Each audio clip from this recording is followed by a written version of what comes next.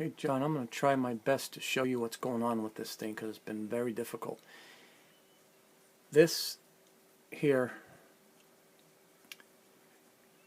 and this board plugs into a connector it's nothing but very fine pins like these on the back there. This whole thing plugs together with pins going in holes.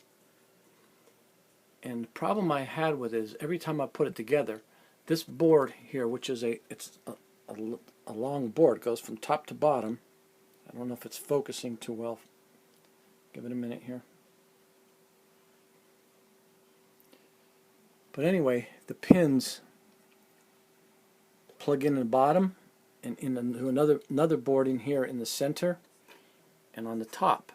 The problem with this unit, once it was apart, it would not go back together even. The board is not straight. So it's flush on the top and it flushes up and pushes, the pins push all the way in, and the same thing on the bottom. But in here, now I have it fixed, so I have the problem solved. But what the problem was is you can still see there's a little bit of a gap right in here. It's not as pronounced, you can't see it as well on the video. But there's a little bit of gap here. There's pins push into this other board, and it's a small contacts all the way through. And once this thing was pulled apart, I guess to service, those pins were loose.